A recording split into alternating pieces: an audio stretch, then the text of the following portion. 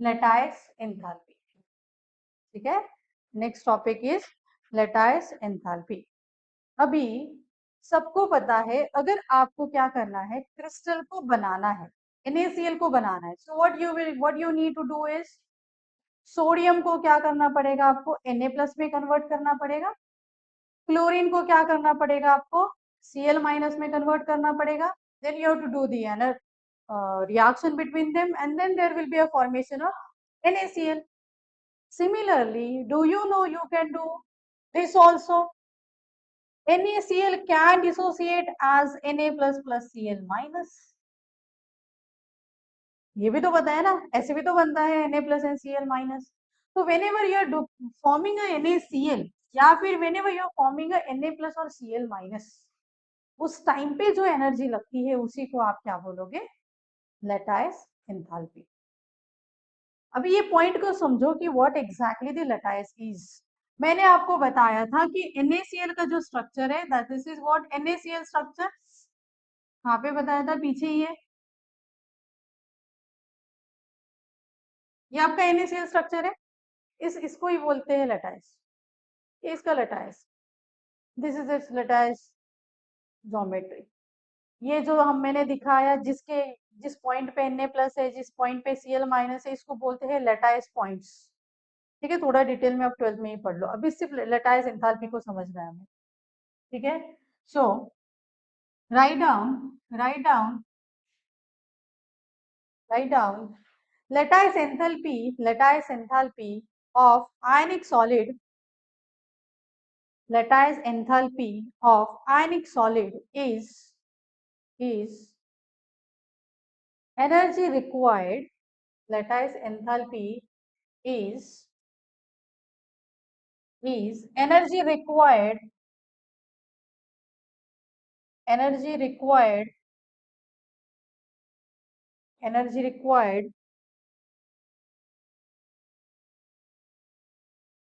to completely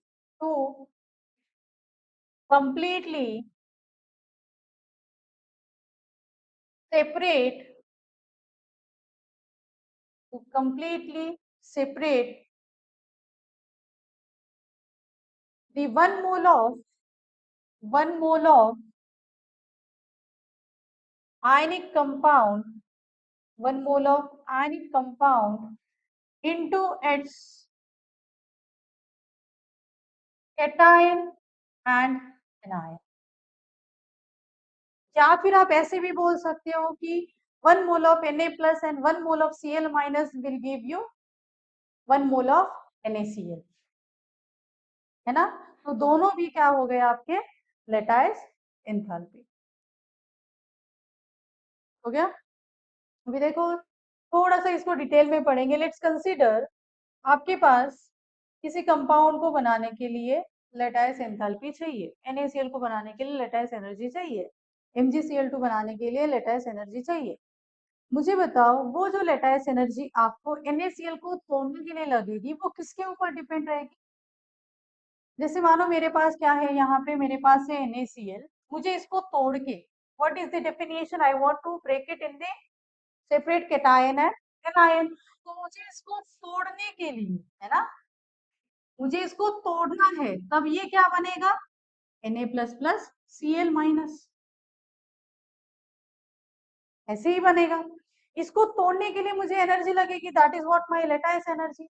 ये जो lattice energy है ये किसके ऊपर डिपेंड करेगी, ये जो दो आयंस है ना, यहाँ पे ये दो है, इन आयंस के बीच में क्या होगा, इलेक्ट्रोस्टैटिक, यू कैन से फोर्स ऑफ अट्रैक्शन। ये जितना ज्यादा इलेक्ट्रोस्टैटिक फोर्स ऑफ अट्रैक्शन होगा उतनी ज्यादा उसकी क्या होगी, lattice enthalpy. So you can say guys, lattice enthalpy is directly proportional to force of, क्या बोलोगे, force of attraction। And this force of attraction, यहाँ पे कौन सा फोर्स है, हम लोग के आयनिक कंपाउंड के लिए कौन सा फोर्स है, electrostatic force. So ever you heard about the electrostatic force? What is the equation? Is it electrostatic force? Hmm,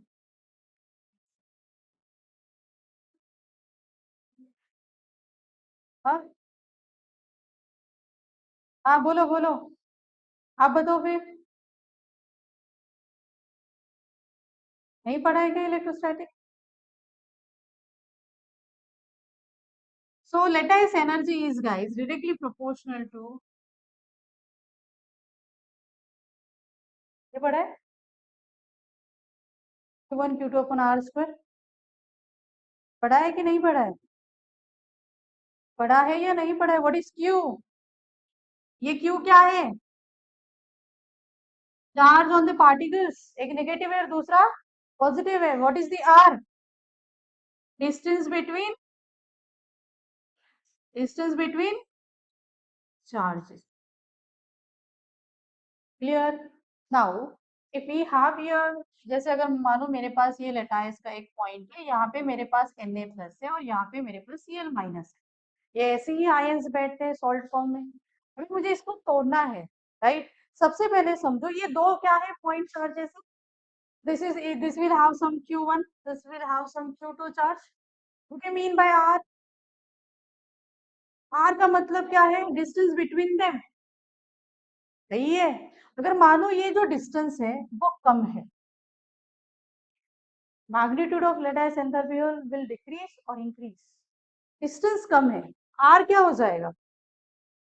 distance कम है तो आर क्या हो जाएगा? कम हो जाएगा, तो लेटाइस एनर्जी क्या हो जाएगी? Increase. It is inversely proportional. So they may ask you, lattice energy is inversely proportional to the size of atom. किसी भी एटम की अगर साइज ज्यादा है तो वो उसकी लेटाइस एनर्जी भी क्या रहेगी? कम रहेगी। समझ में आई बात? So remember only one point, lattice energy will decrease if radius increase, या फिर lattice energy will increase if radius decrease. So these are very important points. ठीक है? So you can say, guys, here lattice energy is inversely proportional to what? Lattice energy is inversely proportional to the distance between, distance between what? Cation and anion. और इसीलिए आपको पढ़ना होगा size, कौन से atom का साइज कितना है, कौन से एटम का साइज कम है, कौन से साइज एटम का साइज ज्यादा है। ठीक है? Now we will take one example here.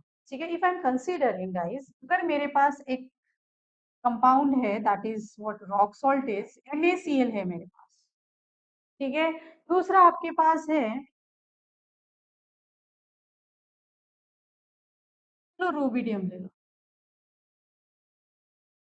तीसरा है CaCl। मुझे बताओ सबसे ज्यादा किसका लेटाइस एंथैल्पी हो?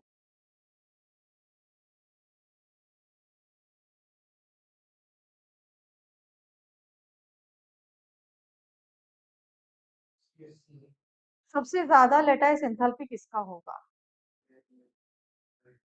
साइज बड़ा है ना, तो रेडियस क्या होगी? बढ़ जाएगी ना।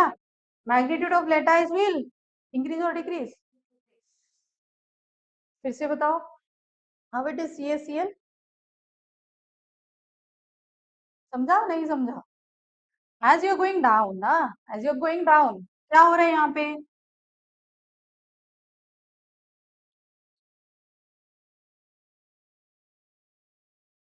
As you going down size increase हो रहा है, डिक्रीज हो रहा है? Size is increasing. साइज अगर इंक्रीज होता है ना, साइज अगर इंक्रीज होता है तो लेटाइस एंथैल्पी क्या हो जाएगी? Decrease.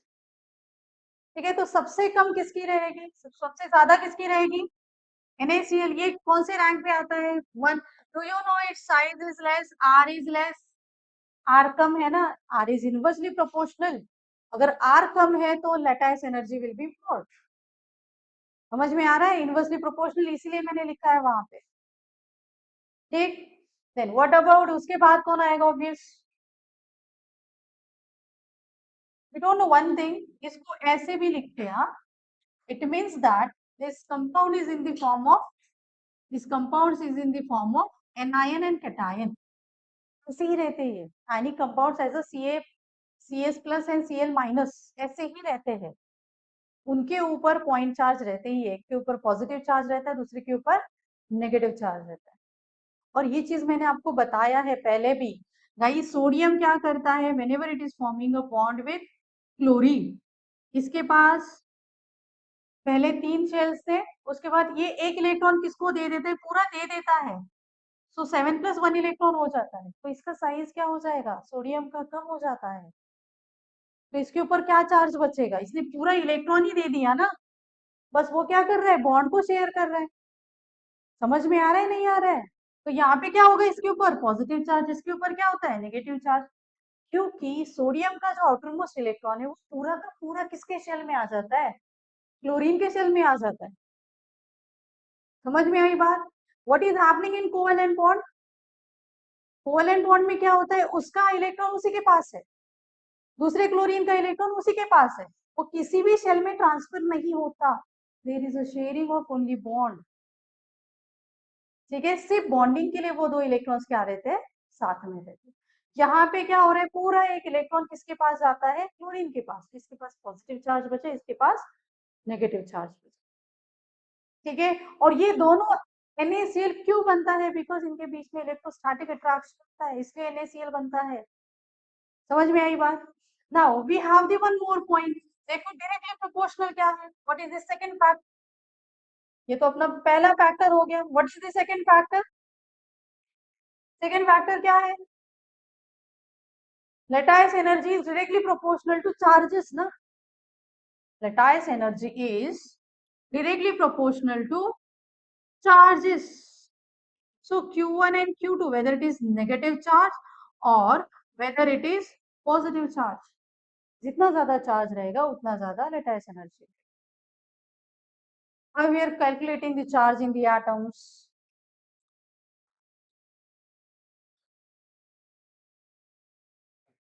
How we are calculating the charge in the atom? What is the charge on Na? Na plus के ऊपर कितना चार्ज रहेगा, +1, Mg+2। ठीक है, इतना तो समझ में आया। सो गाइस इसको पोलराइजिंग पावर भी बोलते हैं। So if I am considering NaCl and MgCl2, इस मॉलिक्यूल में यहाँ पे +1 चार्ज है, यहाँ पे -1 है, यहाँ पे +2 है, यहाँ पे -1 चार्ज है, who will have the more lattice energy, किसका lattice energy ज्यादा रहेगा, Mg का। किसका lattice energy ज्यादा रहेगा, Mg का, क्योंकि मैग्नीशियम के ऊपर +2 चार्ज है और सोडियम के ऊपर कितना चार्ज है, +1। समझ में आई बात? ठीक है, so you can say here more, आपको अगर lattice energy का अगर इंक्रीजिंग और डिक्रीजिंग ऑर्डर आया और आता ही है तो आपको याद रखना है lattice energy is inversely proportional to R square size of the atom and directly proportional to charges, whether it is on anion or whether it is on cation. ठीक है, नाउ ट्राई टू अरेंज करने की कोशिश करो। So I have here NaCl, then MgCl2 and CaO. Arrange. If I'm considering this is 1, this is 2 and this is 3. Arrange it. What you should be aware of, क्या पता होना चाहिए वो कौन से ग्रुप में है, कहाँ पे पोजीशन है उसका और कौन सा चार्ज है उसका।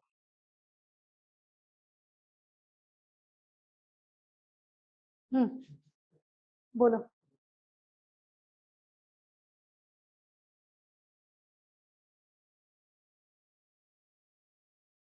बोलो सीक्वेंस बोलो। सबसे पहले क्या आएगा, CaO, देन MgCl2, देन, समझा कैसे करना है, बहुत सिंपल है। इसके ऊपर चार्ज +1 -1, इसके ऊपर +2 -1, इसके ऊपर +2 -2, को सोचना ही नहीं, -2 +2 आ गया मतलब ये पहला है। दूसरी बात आपको कंफ्यूजन होगा भाई मैग्नीशियम और कैल, हो सकता है कि ऑक्सीजन को भूल जाओ, याद रह सकता है कि आपको मैग्नीशियम के ऊपर, मतलब सिर्फ मेटल्स के ऊपर भी याद रह सकता है। तो आपको क्या करना है, what you have to do is, you know ना मग का, यू नो द मग का, ठीक है। अब यहाँ पे देखो क्या कंफ्यूजन क्रिएट होगा, मैंने आपको बोला था if I am considering sodium and CS, इसके ऊपर लैटिस एनर्जी ज्यादा रहेगा, सोडियम के ऊपर ना, इसके ऊपर लैटिस एनर्जी ज्यादा रहेगा, सोडियम के ऊपर लेस है, size is less, lattice energy will be मोर। फटाक से आर के बारे में क्लिक होना बहुत जरूरी है, आपको अगर फटाक से क्लिक नहीं हो रहा है तो you have to read it thoroughly, ठीक है। कौन सा लेसन, एमपीटी है ये, एमपीटी में मैंने पढ़ाया था। अभी यहाँ पे देखो, इसका लैटिस एनर्जी ज्यादा है और इसका लैटिस एनर्जी क्या है, कम। तो यहाँ पे क्या बोलोगे,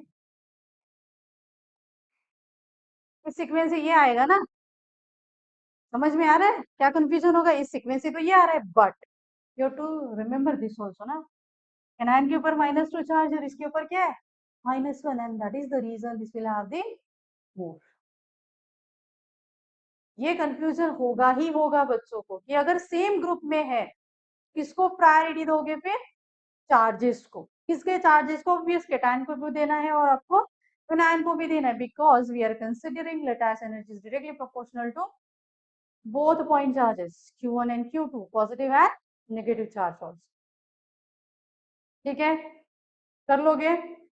नाउ वी विल गो, इस लैटिस एनर्जी के ऊपर कौन कौन से फैक्टर्स डिपेंड करते हैं, मुझे बताओ एग्जैक्टली ये जो लैटिस एनर्जी है ना, ये है क्या। कोई भी मॉलिक्यूल में अगर अट्रैक्टिव फोर्स ज्यादा है तो लैटिस एनर्जी ज्यादा है, अट्रैक्टिव फोर्स अपना Q1 Q2 वाला ज्यादा रहेगा डायरेक्टली, तो लैटिस एनर्जी क्या रहेगी, ज्यादा रहेगी। अगर कोई भी मॉलिक्यूल के बीच में अट्रैक्शन ज्यादा है तो वो हाईली कॉम्पैक्ट रहेगा ना, उसका फॉर्म क्या रहेगा, सॉलिड। अगर आप उसको अगर मेल्ट करना चाहोगे, इजीली मेल्ट होगा क्या, एकदम स्ट्रॉन्ग मॉलिक्यूल है, आप उसको इजीली मेल्ट कर सकते हो क्या। So are you getting my point, यहाँ पे क्या होगा, अगर आप किसी भी आयन की लेटाइस एनर्जी को काउंट करते हो ना, तो इसका डायरेक्टली इफेक्ट किसके ऊपर होगा, melting point. So this is another question. Arrange the following compounds in increasing order of melting point. हमें ऐसा लगता है कि उस एग्जाम्पल्स को क्या करना है, हमें याद करना है, याद नहीं करना है, ठीक है, you to understand only lattice energy, ठीक है। दूसरी बात, मुझे बताओ अगर कोई भी मॉलिक्यूल के बीच में फोर्स एकदम स्ट्रॉन्ग है तो वो स्टेबल है अनस्टेबल है, that is highly stable, so you can से the stability of ion is more if the lattice energy is. And similarly, remember one sentence, lattice enthalpy is also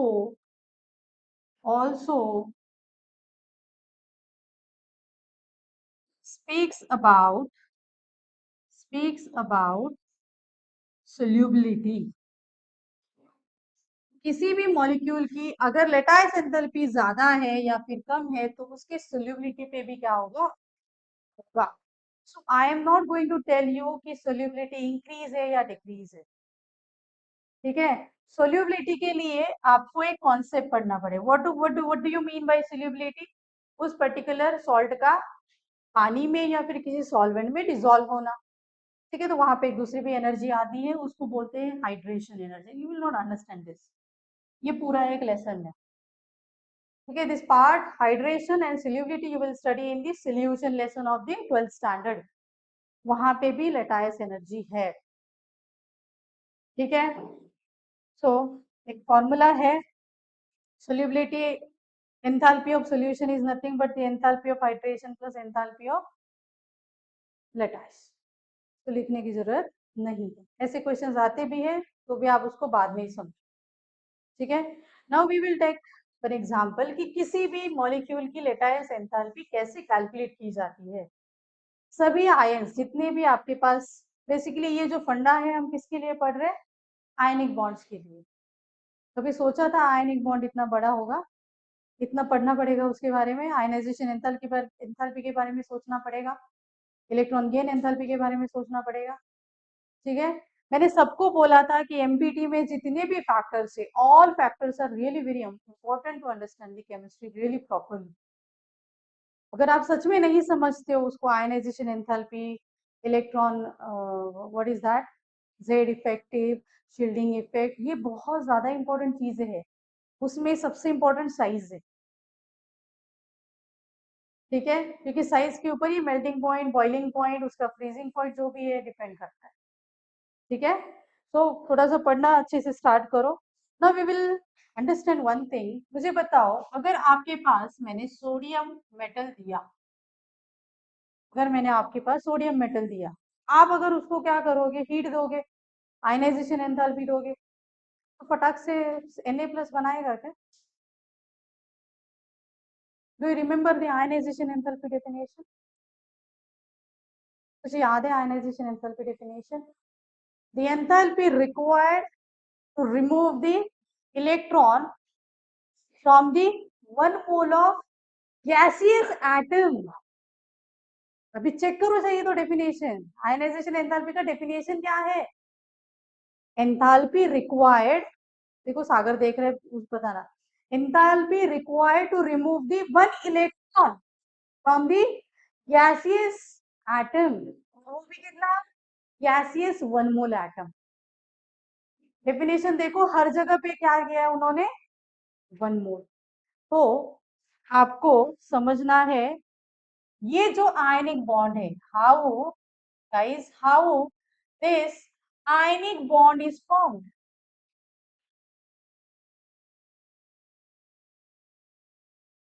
क्या definition है, क्या definition है?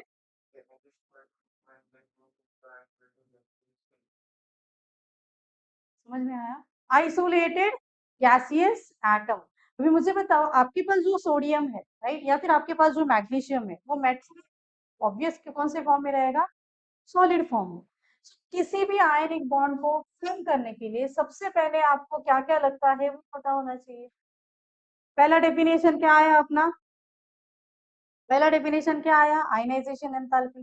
ठीक है, ionization enthalpy में आपने क्या किया है, व्हाट आर दी स्टेप्स, पहले आयनिक बॉन्ड कैसे बनेगा, एक बार फिर से रिवाइज करते हैं। आपकी आयनाइजेशन एंथैल्पी क्या होनी चाहिए, लेस। आपकी इलेक्ट्रॉन गेन एंथैल्पी क्या होनी चाहिए, मोर, नेगेटिव वैल्यू, ऐसा ही होना चाहिए। What is the third point, third point क्या बताया मैंने, the more the lattice enthalpy more will be the stability, तभी आपका आयन क्या रहेगा, स्ट्रॉन्ग रहेगा। So it's lattice enthalpy will be high. ये तीनों बात समझ में, these are the requirements to form a proper ionic bond. अभी हम स्टेप्स को फॉलो करते हैं, मेरे पीछे पीछे लिखते भी जाओ, ठीक है, स्टेप्स को आगे लिखेंगे क्योंकि बड़े स्टेप्स हैं।